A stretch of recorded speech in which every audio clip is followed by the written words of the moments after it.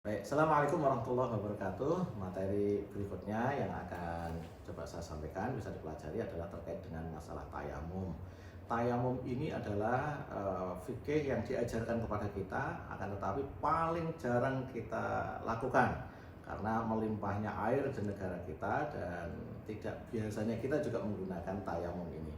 Tayamum adalah menggunakan debu ya pada wajah yang kita usapkan pada wajah dan kepada dua tangan kita sesuai dengan aturan-aturan tertentu. Nah, tayamum ini dapat menjadi pengganti wudhu.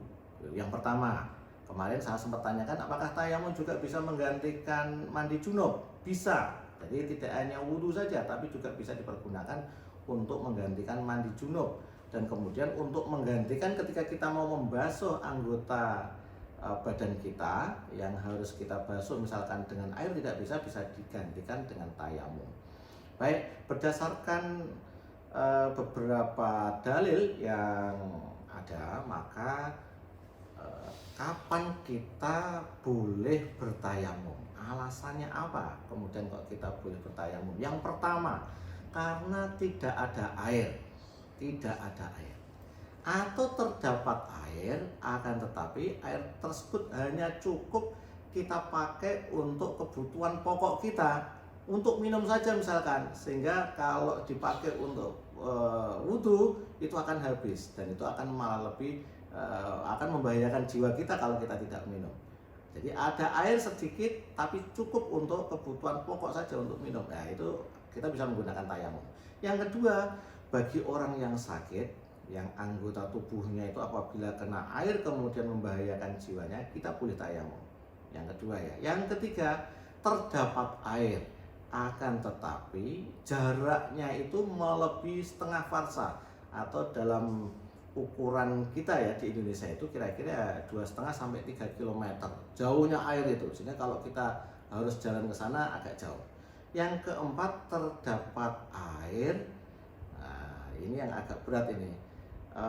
Tapi kita tidak bisa mengakses air tersebut. Misalkan ada seseorang yang dipenjara, ya, kemudian kepala penjara atau sipirnya itu tidak memperbolehkan seseorang itu keluar dari penjara itu, walaupun air itu tidak sampai 3 meter dari penjara tersebut, tapi karena dia tidak bisa menjangkau air itu, maka dia boleh menggunakan tayamum. Dan yang terakhir, ini juga ada hadisnya, ketika kondisi yang sangat dingin, ya sangat dinginnya itu mungkin ekstrim, maka kemudian bisa menggunakan tayamum. Di dalam kitab Thariqatus Sadidah, Habib Hasan bin Muhammad Al-Kaf itu memberikan syarat tayamum itu ada 7.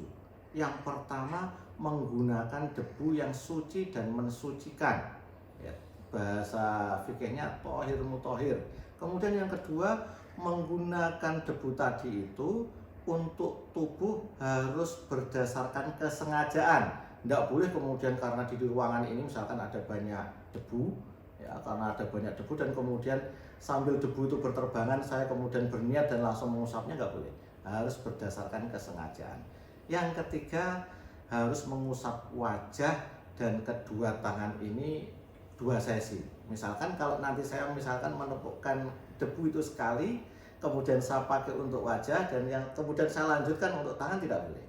1 tepuk nanti untuk wajah, 1 tepuk untuk tangan, harus 2 sesi. Yang keempat, nah sebelum tayamum itu seseorang harus bersih dari najis, harus suci dari najis, walaupun ini juga ada beberapa perbedaan pendapat. Kalau pendapat yang pertama, tidak perlu bersuci kalau memang misalkan dia kesulitan ya untuk bersuci, tapi kalau kemudian dia bisa bersuci, ya lebih baik kalau kemudian dia bersuci terlebih dahulu. Yang kelima, berdasarkan Ibnu Hajar, Imam Ibnu Hajar, seseorang yang mau tayamum itu harus tahu arah kiblat.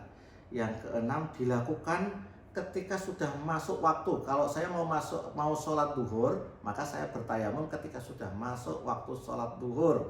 Dan yang ketujuh, 1 kali tayamum itu hanya boleh dipergunakan untuk 1 kali sholat fardu.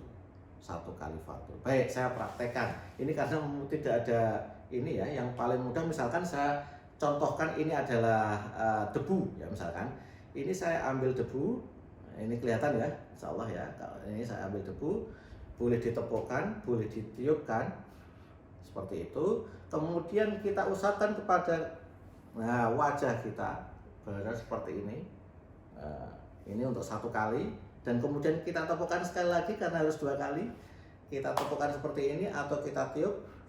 Kemudian kita masuk untuk yang tangan kanan terlebih dahulu. Kita mulai dari sini. Nih ya, kita naikkan ke atas. Oke.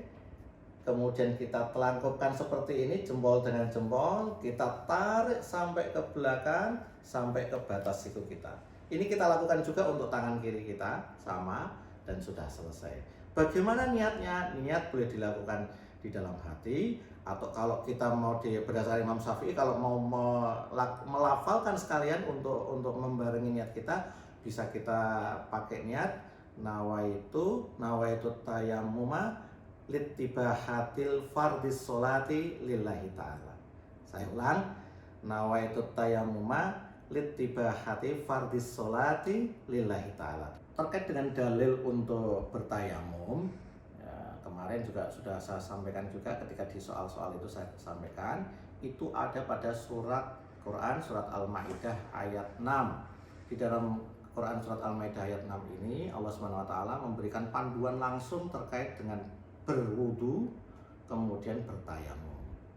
Ya ayyuhalladzina amanu idza kumtum ila sholati ila akhiril ayat, itu ada panduan lengkap, dan kemudian diberikan juga panduan terkait dengan tayamum. Jadi ada di dalam surat Al-Maidah ayat 6, tidak di dalam surat Al-Baqarah ataupun ayat-ayat yang lain. Kemudian ada juga di dalam hadis riwayat Bukhari Muslim, hadis ini sahih, dan juga ada di dalam hadis riwayat Abu Dawud dan Ibnu Majah. Tayamumlah kamu dengan menggunakan debu apabila tidak menemukan air, dan tayamumlah kamu dengan debu yang suci bila kemudian kita tidak mampu atau tidak bisa menggunakan air itu. Demikian. Assalamualaikum warahmatullahi wabarakatuh.